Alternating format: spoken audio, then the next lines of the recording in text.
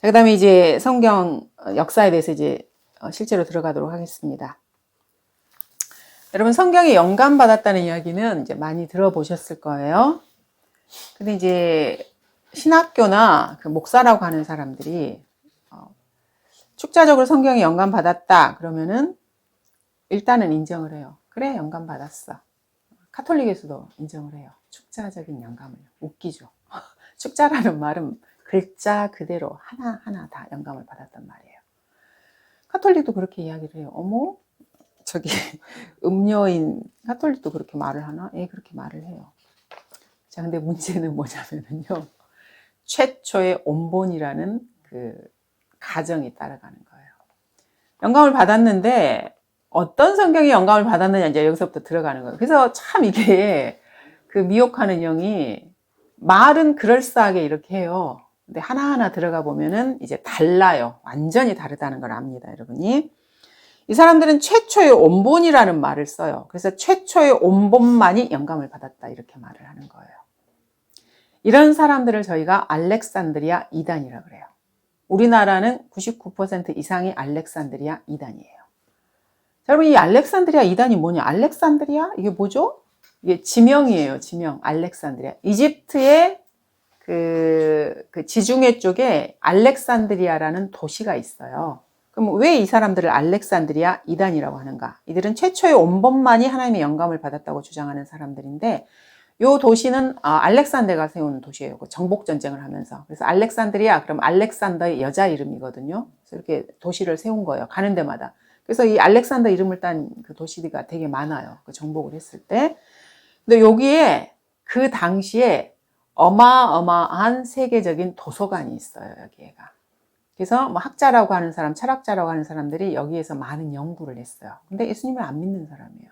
그래서 유대인 학자들도 여기에 많이 있어요. 그래서 성경 변개와 관련해서 유대인 학자들도 많이 관여를 해요. 왜냐하면 예수님을 안 믿는 유대인 학자들이기 때문에 그래요. 그래서 그 사람들이 여기에 모여서 이런 일들을 해요. 왜냐하면 책이 많고 도서관이 많고 이렇게 학자들은 교류를 하잖아요. 서로 뭐 지식이라고 서로 이렇게 하고. 그래서 여기에 이렇게 모이는 거예요. 그래서 이 사람들을 알렉산드리아 이단이라고 이렇게 용어가 이렇게 딱 있는 거예요. 그래서 이 사람들은 최초의 온본에만 하나님의 영감을 주셨다고 주장을 해요. 그래서 번역본이나 온본을 복사한 사본, 자, 이 사본을 우리가 이제 처음에는 필사본이라고 말을 해요. 왜냐면 온본이 있으면은 이거를 다시 시간이 지나면 이게 종이나 이런 게 낡아져서 버리잖아요. 그럼 이거 필사를 해야 되잖아. 이걸 필사본이라 그래요. 그래서 원본에는 하나님께서 영감을 주셨지만 번역된 거나, 이게 번역본, 우리 성경도 번역본입니다. 영어 킹제임스 성경도 번역본이에요. 원본이 아니에요. 번역본입니다. 그리고 이제 히브리어나 뭐 헬라어로 처음에 이제 성경이 이렇게 기록되었을 때 처음에, 그러니까 예를 들어서 바울서 시인을 이렇게 바울이 쓴 건 아닙니다. 바울이 말은 했는데 쓴 거는 받아 쓴 거예요. 바울이 쓴 거는 갈라디아서인가 그거 하나밖에 없어요. 듣고 받아 쓰는 거예요. 왜냐하면 바울이 눈이 나빴기 때문에. 받아 쓰면 이게 원본이에요. 받아 쓴 게. 그게 원본이거든요. 그러면 사람들은 많잖아요. 그러면 서로 이렇게 나눠서 읽어야 되잖아요. 그럼 이 원본을 적어서 필사를 할 거 아니에요. 그래서 다른 사람도 봐야 될 거 아니에요. 그게 필사본이에요. 근데 원본에만 영감이 있고 필사본에 영감이 없다는 거예요. 왜냐면 사람이 이렇게 하다가 실수할 수 있다는 거죠. 그럼 필사본에 영감이 없다는 주장이에요, 이 사람들이. 그러니까 이들이 주장하는 이 영감이란 말을 자세히 이렇게 살펴보면요, 좀 웃겨요. 자, 종이 위에 말씀은 이게 어쨌든 종이나 뭔가 위에 기록이 되는 거잖아요. 뭐 호공에다 기록하는 게 아니기 때문에. 처음에 기록될 때 하나님께서 호흡을 이렇게 불어 넣으셨다. 이 말이에요. 후, 이렇게 불어 넣은 게 이게 영감이니까. 그 다음에 이어진 성경에는 영감이 적용되지 않는다는 주장이에요.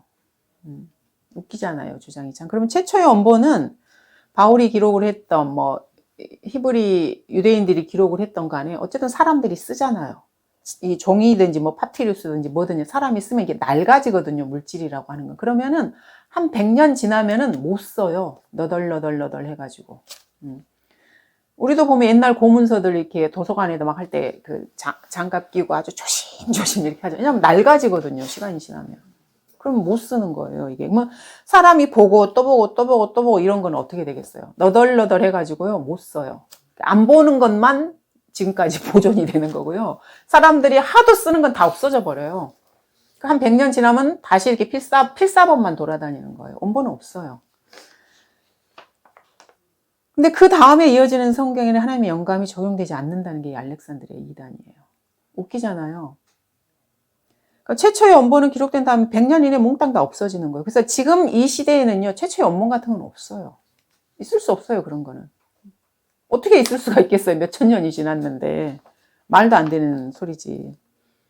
그래서 이들의 주장을 이렇게 하나하나 들어가 보면 사실 하나님께서 보존하신 성경은 지금 없다, 이 말이에요. 결론이 그거예요. 지금 없다. 하나님 말씀이 없으면 이제 어떻게 되는 거예요? 내 말을 들어라, 이 말인 거죠. 내가 가르쳐 줄게, 이 말이에요. 그래서 이들의 주장대로 하면은 최종 권위가 된 하나님의 말씀은 전 세계에 없어요. 말도 안 되는 소리죠. 그래서 그리스도인들에게서 하나님의 말씀을 빼앗는 마귀의 전략인 거예요. 하나님 말씀이 없다는 거예요. 주장 끝을, 결론을 딱 이렇게 보면. 근데 이런 사람을 따라가요. 사람들이. 그래서 그냥 안 믿어요. 뭐 그 성경이나 이 성경이나 그냥 참고만 하면 돼. 거의 대부분의 사람들이 그렇게 생각을 해요. 그들의 믿음과 참으로 하나님을 믿는, 성경대로 믿는 사람 믿음은 완전히 하늘과 땅 차이입니다, 여러분. 지금 이 시대에 우리나라 같은 경우에도 기독교계의 대부분의 사람들이 이런 사고 체계를 가지고 있어요. 평신도라고 하는 아랫사람들이 이런 걸 잘 모르는 거는 그 목사나 그 전도사라고 하는 사람들이 구체적으로 그런 표현을 안 해서만 그런 거예요. 그냥 개혁성경이 하나님의 말씀이거니 이렇게 하는 거예요. 근데 그 목사나 전도사들이 신학교에 가면 그렇게 배워요. 그래서 그렇게 생각을 하고 졸업을 해요. 근데 그렇게 말을 하면은, 대놓고 아침 저녁으로 그렇게 말을 하면은 교회를 운영을 못 하잖아요. 그래서 이렇게 그렇게는 말을 안 해요, 자기 성도들한테. 그냥 하나님 말씀이다 이렇게 말을 하는데 본인도 안 믿어요, 그거를. 저희가 이런 걸 어떻게 아냐면은요, 실제로 이야기를 해보면 그 사람 입에서 이 이야기가 나와요. 최초의 원본 이야기가 나오고, 하나님의 말씀이 영감받으신 걸 믿나요? 그러면 목사나 전도사 다 믿는다 그래요. 근데 이제 구체적으로 들어가서 이야기를 하잖아요. 그럼 최초의 원본 이야기가 나오는 거예요. 번역본, 필사본이 어떻게 영감을 받나. 실제 이런 사람을 만난다니까요, 저희가. 지어서 하는 게 아니고요. 로마 카톨릭도 축자적인 영감을 믿어요. 근데 최초의 원본만 무한 성경이라고 지칭을 하는 거예요. 다 똑같은 사람들입니다. 성경이 없다는 사람들이에요. 그래서 그리스도인들이 거듭나고 성경을 깨닫고 또 설교하고 가르치고 읽고 암송하는 성경은 사실은 최초의 원본이 아니고요, 사본이에요. 그리고요, 번역본이에요. 그럼 우리가 이제 성경으로 살펴봐야 돼요. 주님께서 말씀하신 성경이라고 말씀하신 게 도대체 뭔가, 이걸 보도록 하겠습니다. 최초의 원본이 필사되어서 지금의 성경으로 우리에게 이어졌다는 것을 여러분이 아셔야 돼요. 왜냐하면 주님께서 영감을 불어넣으셨을 뿐만 아니고 보존하시겠다고 저희한테 약속을 해주셨어요. 이게 주님의 약속이에요. 시편 12편 6절에서 7절 보시면은요, 이게 여러분 교리예요. 여러분 교리가 뭐 구원의 복음, 뭐 구원받는 방법, 뭐 전천년주, 이것만 교리라고 생각하시는데요. 성경에 영감을 불어넣으시고 하나님께서 보존하시겠다고 약속하셨다. 이게 성경 보존과 관련된 교리입니다. 교리. 교리는 바뀌면 안 돼요. 자, 12장 6절에 7절 보시면 주의 말씀들은 순수한 말씀들이라 흙 도가니에서 단련되어 7번 정화된 은같도다. 오 주여, 주께서 이 말씀들을 간수하시리니 주께서 이 세대로부터 영원토록 그것들을 보존하시리이다. 이것이 성경 보존과 관련된 하나님께서 우리한테 약속해 주신 교리입니다. 그럼 주님이 이 약속을 해주셨으면 주님이 지키셔야지. 그죠? 그래서 약속을 지키시는 거예요, 주님께서. 그래서 이 약속을 믿는 사람은 하나님의 말씀을 찾을 수가 있어요. 이 약속을 믿지 않는 사람들은 못 찾아요. 여기 보시면은 말씀들, 그것들, 이게 돼 있잖아요. 이게 지금 말씀이거든요, 하나님의 말씀. 그래서 한국인들에겐 주님께서 약속을 지키셨어요. 한글 킹제임 성경으로 주셨어요. 근데 어떤 민족이 그 민족 중에서 단 한 명도 주님의 말씀을 원하지 않아. 그러면 그 모국어로 주님이 말씀을 안 주셔요. 안 주시는 거예요. 원하지도 않는 걸 왜 주겠어요? 주님은 아주 경제적으로 일하시는 분입니다. 경제학 공부하시면 첫 번째 이렇게 들어가시면 아마 그런 거 별거, 뭡니까, 그게. 최소의 그걸로 해서 최대 이익을 이렇게 하는 게 그게 경제거든요. 주님도 경제적으로 일하셔요. 불필요하게 일 안 하셔요. 필요 없는 일을 주님이 왜 하시겠어요? 바보도 아니고. 인간도 불필요한 거 안 하려고 그러잖아요. 자기가 생각하기에 필요한 일만 하려고 그러잖아요. 근데 주님은 그렇게 안 한다고 생각을 해, 사람들이. 난 그런 거 보면 참 희한해요. 주님은 이렇게 어쨌든 이상하게 사람들이 생각을 해요. 자기들도 그렇게 하면서. 주님은 불필요한 일은 절대 하시는 분이 아니에요. 그래서 뭐 한 줌밖에 안 되는 우리나라에 뭐 이 성경을 믿는 사람들이 있지만은 그래도 그 마음을 보시고 주님이 주신 거예요. 여러분들은 사실 이 성경이 보존되는데 사실은 아무 일도 안 하셨어요. 솔직히 말해서 아무 일 안 하셨거든요. 근데 이 성경이 본인 손에 이렇게 있어요. 감사하셔야 돼요. 이 성경이 나오기까지 수많은 사람들의 기도와 눈물과 땀과 피가 들어가 있어요, 여러분. 그런데 공짜로 갖다 줘도 내팽개쳐요. 그러니까 좋은 걸 줘도 좋은지를 모르는 거예요. 그러니까 돼지한테 진주 주는 거하고 똑같은 거예요. 여러분은 그렇게 하시면 절대 안 돼요. 귀한 거를 귀하게 여기셔야 돼요. 그래서 여러분 생명보다 이 말씀을 귀하게 여기셔야 돼요. 여러분이 이 세상에서 어떠한 가치를 뭔가에 두고 사는지 저는 잘 모르지만은 여러분이 가진 모든 것 중에서 여러분이 추구하는 가치 중에서 성경이 최고여야 돼요. 내 가족보다, 나 자신보다, 내 남편보다, 내 자녀들보다, 내 부모보다, 내가 추구하는 그 어떤 것보다, 내가 생각하는 뭐 어떤 구령하는 것보다, 내가 생각하는 뭐 영적 삶의 뭐보다 이 성경이 최고예요, 여러분. 그래서 주님께서 자신의 말씀을 예수 그리스도의 이름보다 더 높이신 거예요. 여러분도 그렇게 하셔야 돼요. 근데 이 사람들이 그렇게 안 하는 거예요. 배교한 사람들이. 그래서 우리가 그 사람들을 이단이라고 말하는. 우리 이단이라 그러잖아요, 우리한테. 아니에요. 그 사람들이 이단이에요. 흔들릴 거 없어요. 주님이 이단이라고 하면 이단이에요. 주님이 아니라고 하면 아닌 거예요. 이게 최종권인 것입니다. 무서워할 거 하나도 없습니다, 여러분. 시편에 주님께서 이렇게 약속을 해주셨어요. 그리고 우리는 주님의 약속을 받은 사람들이에요. 약속을 주님은 우리한테 신실하게 지키셨어요. 감사하잖아요. 약속해 주셨고 지켜주셨으니까. 그럼 이 말씀을 보존해 주시겠다는 이 말씀이 사탄이나 배교한 사람들에게는 싫겠죠, 당연히. 주님, 최초의 원본만 영감을 받았는데, 아유, 주님은 12편에다 이런 걸 써놓으셔가지고 귀찮게 하셨네? 그럼 그 사람들이 이제 어떻게 하겠어요? 마음에 안 드니까 바꾸겠죠. 당연한 겁니다. 마음에 안 들어요. 그럼 바꿔버려요, 사람들이. 그래서 이 사람들이 이걸 이제 어떻게 바꿨냐면은, 여기 보시면 말씀들, 그리고 그 다음에 그것들을 보존하시라. 여기서 그것들이 말씀이잖아요. 근데 말씀이 아닌 것처럼 변개를 시켜버리는 거예요, 이거를. 그래서 이제 뭐 영어 성경 같은 경우에는 이거를 이제 우리라고 이렇게 번역을 해요. 그래서 말씀을 간수하는 게 아니고 우리를 보존하시라 이렇게 해버리는 거예요. 그러면 말씀을 보존한다는 교리가 아니고요. 그냥 하나님께서 우리를 지켜주신다는 걸 바뀌어버리는 거예요. 재밌잖아요. 이렇게 단어 하나를 바꿔버리면 그렇게 되는 거예요. 말이 완전히 바뀌어버려요. 그래서 제가 이제 그 개역 성경을 봤더니 거기서는 저희를 지키사 이렇게 했더라고요. 약간 애매해요. 주께서 이 세대로부터 영원토록 저희를 보존하시, 저희를 지키사 이렇게 됐어요. 그리고 개역 개정에는 그들을 지키사 이렇게 놨어요. 여러분, 그들은요, 우리나라 언어에서는요, 사람이에요, 사람. 사물을 말할 때는 그것들이라 그래야 되거든요. 이거 조금 달라요. 그래서 말씀을 변경, 교리가 바뀐 거예요. 단어 하나를 바꾸면 교리가 바뀌어요. 근데 뭘 모르는 사람들이 뭐 그것들이나 그들이나 뭐 똑같지 뭐 이렇게 말을 하는 거예요. 그 사람한테는 그게 똑같은 거예요. 뭐 이거나 저거나. 그렇지만 우리한테 절대 안 돼요.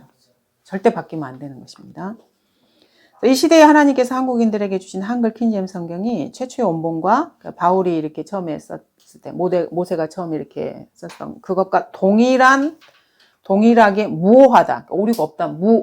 오류가 없단 말이에요. 무오하다고 생각하지 않으면 성경 읽지 마세요. 시간 낭비예요. 세상의 인문학자나 철학자들은 자기도 이제 뭐 지식인이라는 그런 거를 말하기 위해서 자기도 이렇게 성경들을 읽어요. 자기 생각대로 막 하는 거예요. 그런 사람 있잖아요. 뭐 도울인지 뭔지 그 사람도 나와서 뭐 요한번 강의도 하고 막 이러더라고요. 그러니까 뭐 이렇게 논어책이나 이런 거 보듯이 성경을 보는 거예요. 자, 그럼 이제 책으로 쓰는 우리는 지금 이게 책이잖아요, 여러분. 근데 처음부터 책이 있었던 건 아니에요. 여러분 아시잖아요. 지금은 책이 너무 흔해요. 근데 옛날에는 책이 귀했어요. 그러니까 아무나 이렇게 책 가지고 이런 거 아니고. 그래서 옛날 우리나라 보면 양반들만 책 읽잖아요. 되게 비싸요. 왜냐하면 손으로 이렇게 다 써야 되고 이렇게 하기 때문에. 그래서 최초로 이제 처음에 성경을 그럼 어디다 기록을 했느냐? 이제 이걸 보시면은 첫 번째 이제 파피루스라는 게 있어요. 파피루스가 영어로 종이 그럼 이게 페이퍼라 그러잖아요. 페이퍼라는 단어의 기원이에요.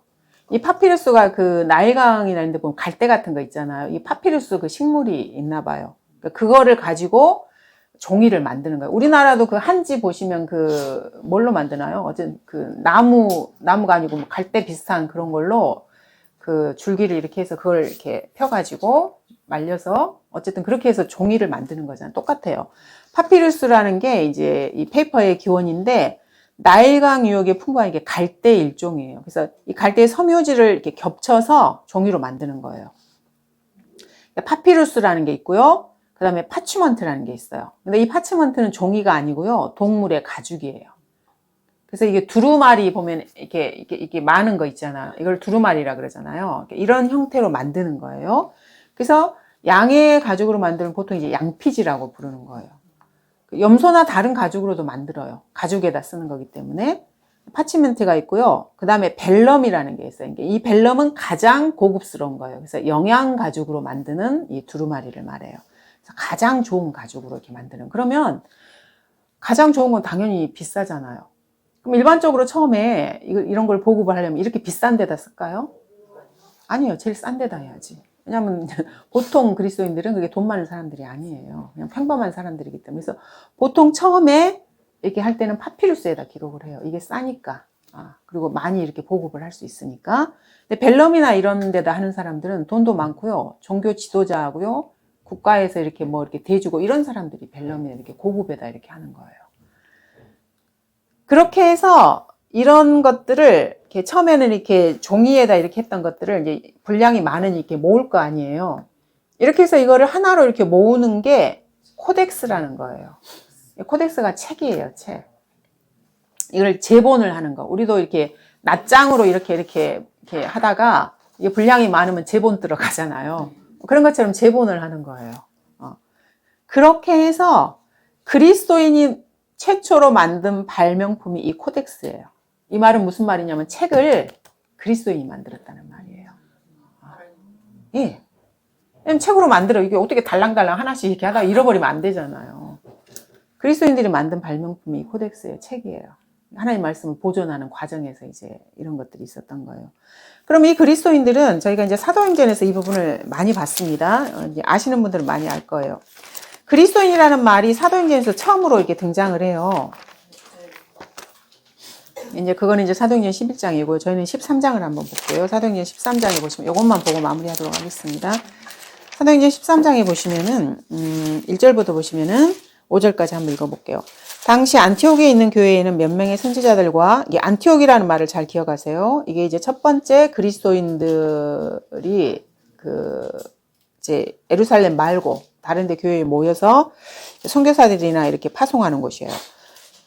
그리고 여기서 안티옥에서 처음으로 그리스도인이라고 불렸던 지역이 여기예요. 선지자들과 교사들이 있었는데 즉 바나바와 니겔이라고 하는 시므온과 쿠레네 사람 루키오와 영주 헤롯과 함께 자란 마나엘과 사울이 지금 바울이잖아요. 사울이라. 이 사람들이 전부 안티옥에 있었어요.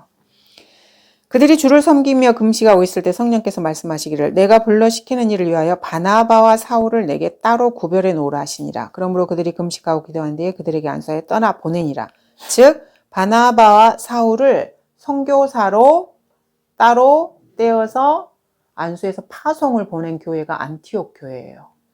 그래서 바울이 이 교회의 선교사로 나간 거예요.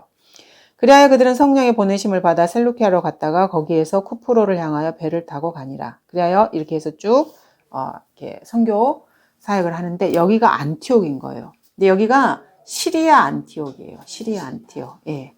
시리아는 아브라함이 시리아 사람인 거 여러분 아시죠? 유대인의 그 기원이 시리아예요. 유대인은 사실 시리아인들이에요. 아람 사람이라고도 표현도 하거든요. 오늘은 여기까지 하도록 할게요. 다음 시간에 이어서 하겠습니다. 네.